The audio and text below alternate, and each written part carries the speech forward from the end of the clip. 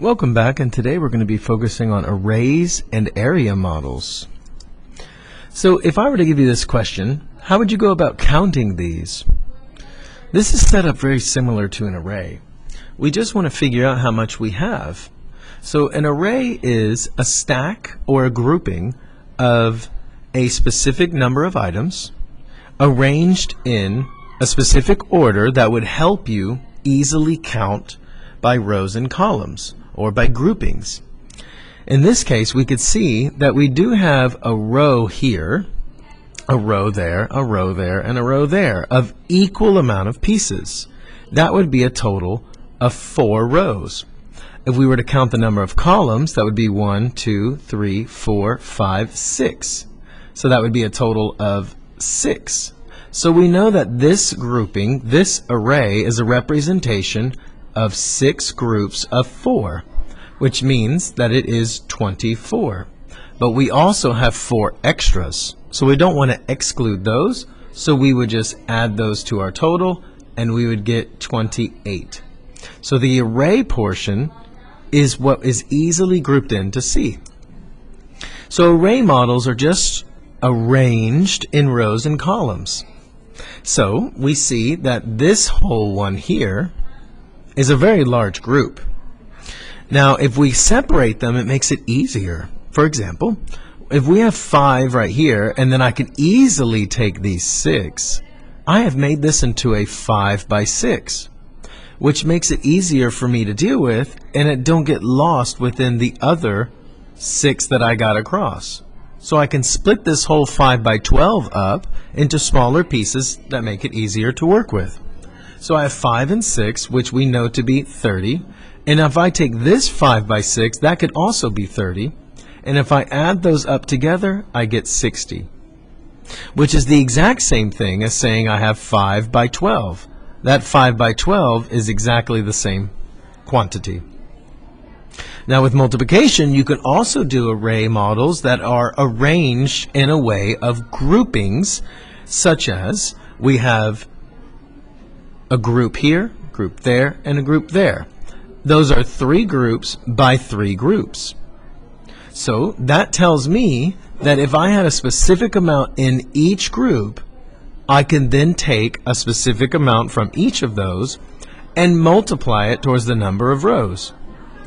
So looking at this from a perspective of just array models, we have a very simple one of having 3 columns, which is 3 there, and we have 2 rows, which show that the array is a 2 by 3, which means that I have 3 groups of 2, which is the same thing as saying 3 times 2, which is 6. This array model has several different rows of 4, and these columns are 1, 2, 3, 4, 5, 6, 7, 8. So that would mean that it is an 8 times 4 type of arrangement. If that was a little bit dizzying, we can split this up into a different group, which means we have a 4 by 4 on this side. That would mean there's a total of 16 in that group, and this group would be another 16. And 16 times 2, or 16 added with another group of 16, 16 and 16 make the same product of 32 as I did previously with 8 times 4. You could even group this up this way. You can have a 2 by 8, and that is also 16 by 16. So you would get the same one. If I'm working with a different array, where I have 11 on this side, and then I have 8 here, that would make this an 8 by 11, which is the same thing as saying I would have 88 triangles. However, you could break this up and have this be 10 and this be 1. So I can group these 10 with these 8, and this would make this group 80 triangles with 1 row of 8 triangles, which would be an extra 8. So I could still have the total being 88 triangles. And this is where we get into area models. An area model is similar to array. It's still pictorially representing products using base 10 blocks this time. However, the factors are still represented as the rows and columns on the top and left side of the model. But this time, like we did in the previous problem, we can group them together. Take this array for example. We can see that we have different amounts that are greater than 10. So I can start grouping these 10s by saying, okay, this group of 10 I could replace with a rod. And then these don't equate to a rod yet. There's not 10 of them, so I could leave them as individual units. So that would make this rod equal to 10 and the units with 4 for this particular row to be 14. I could do the same for the other side, and I can say at that mark is another rod and the rest are these units, which this is 10 and this is 3. So now I have 10 and 3. For these factors are going to be 13 and 14. So just like arrays, I can now group them into 10s, and that makes it easier to work with. So now how do I fill this out and find out what the product would be for this? I have, again, a 10 by 10, which we know that 10 times 10 is 100, which makes this a flat. Then, for every one of these rods that I have, I will bring it over to fit in that row for each individual column I have represented. So that would mean I now have 100, and then I also have 10 4 times, which is the same thing as saying I have 40. I will do the same thing and have this 10 be represented in these 3 rows, 1, 2, 3, which would that give me an equivalency of 30.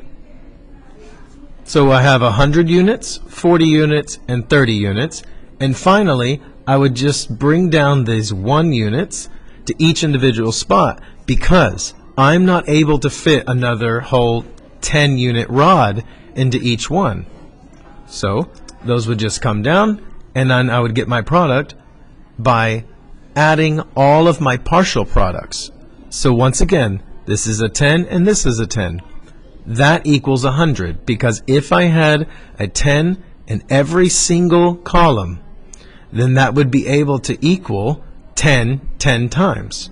So this would be 100 for 10 and 10. This would then be 3. A 3 by 10 would come down here for 30, as I have 10 3 times. And then I have this 10 over here 4 times, as my units tell me to, which is the same as saying 40. Then my 4 units and my 3 units will be squeezed into this remaining area. And since I don't have any rods that would fit there, or any flats, I will just continue with my units. And since I know this tiny array of a 4 by 3, that's going to be 12. So I add up all of my partial products of my 10 times 10 being 100. And then I have also my 3 by 10, which is the same thing as saying 30. And then I have my 10 by 4, which was my 40. And then finally, I have my units, my 4 by 3. And so that would be 12. I add all of those up, and I get 182. Similarly, we can try to explain what these would look like if I already have the expression made. Because a rod I know is already 10, that means both of these sides are 10. Since I have 1 extra unit, that would be a 1 and a 1. So my expression could be filled out once I have all of my products done. I can take that 10 and put it in that unit side, so that 10 rod would continue over. This 10 rod would continue over into that 1 unit. And then finally, my units combine into just 1. So again, now that I have my expression and product filled out, I know that I have a 10 and a 1 and a 10 and a 1. So that's the same as saying that I have 11 11 times. For example, if I see that I have 10 and 1, that's 11. And I have 10 and 1 again, that's another 11. And another 11. And another 11. And I just continue that down. I will continue it all the way until I've done 11 times. This is where the arrays could be grouped into making area models, because I can replace a group of 10 with a rod. And if I have a 10 by 10, I could replace that with a flat and cover a much more wider area. So take, for example, this problem. I know that I have a 10 and 2, which is going to be 12, and a 10 and a 1, which is 11. So I can fill it in. I have a 10 by 10, which we know is a flat, and that's going to equal 100. But then I can also fill in my rods going down in the unit side. Similarly, on the other side, I can have a rod for that unit side. And finally, I would combine them both to notice that I do have my units that are the only area to stay there. So I would combine my expressions and say that I have my 10 and my 2, which equals 12.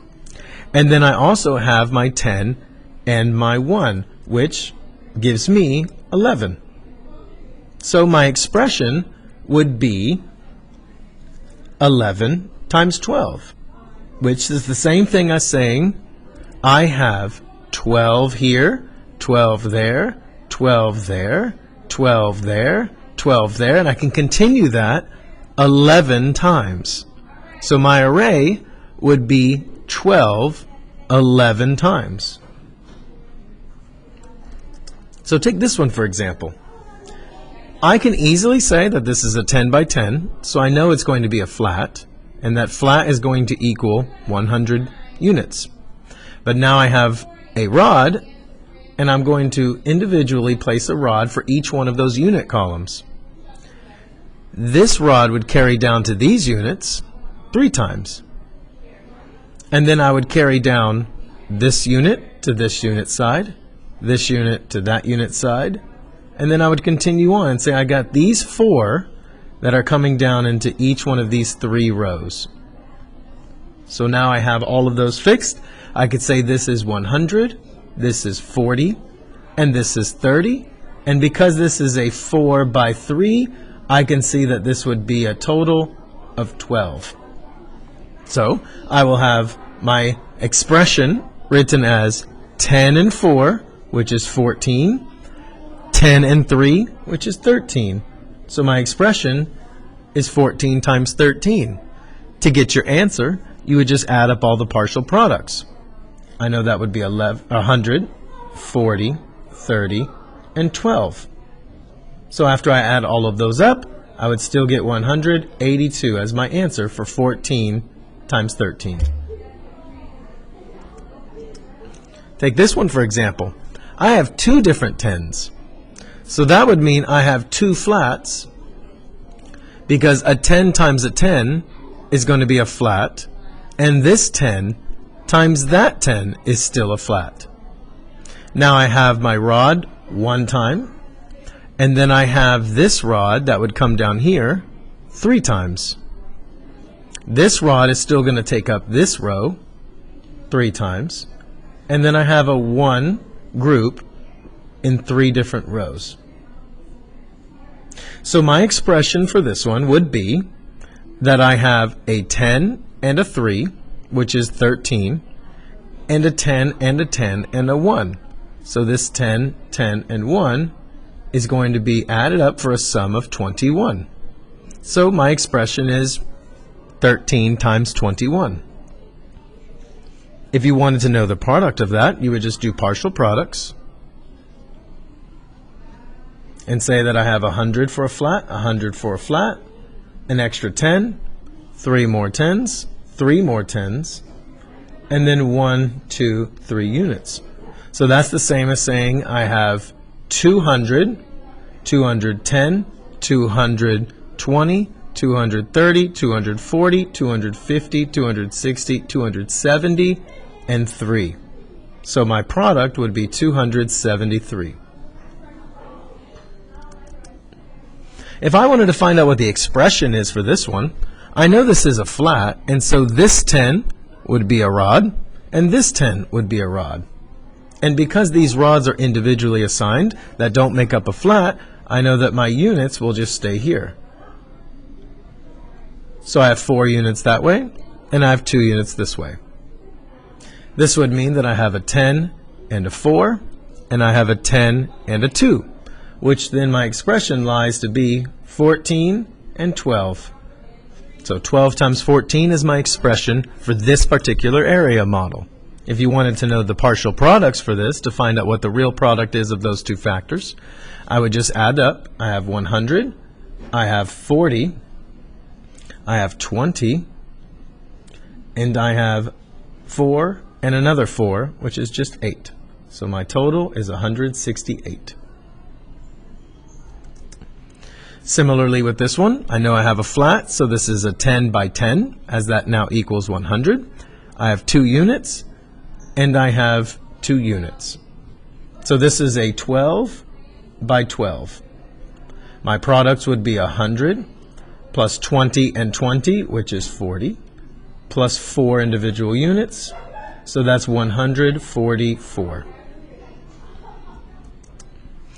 For this one, I still have a 10 and a 10, which is 100, that's a flat, but I also have another flat right here, which is another 100, so that is another 10. But then I have 2 individual 10s and 2 individual 10s, which means that this is going to be 22 by 12. So that area model is a 22 by 12. To add them up, I would do 100 plus 100.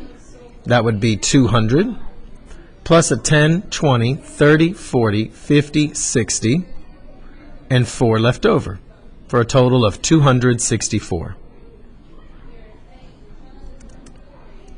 To go through these quickly, we could use these expressions.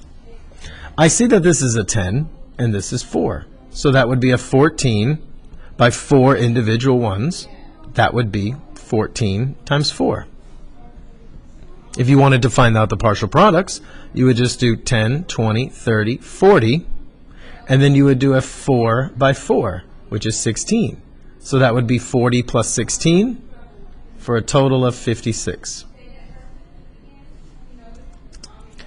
This would be an 11 grouped by 3. So your expression is 11 times 3.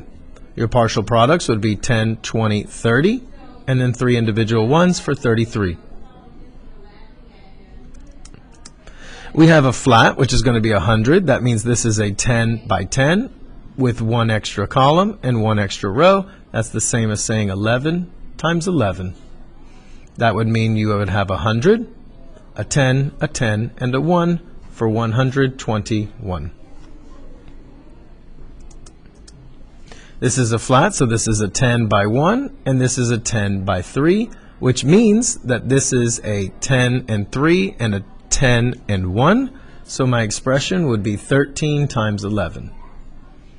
To find your partial products, this would be 100 as a flat, 10, 20, 30, 40, so that's 100 with 40, and 3 individual units, so 143 is your answer. Because I have 2 flats, I know this is a 10 and a 10 and a 10 with 3 individual ones, so that is 10 plus 10 plus 3, so that equals 23. This is a 10, and then I have 1, 2, 3, 4, 5.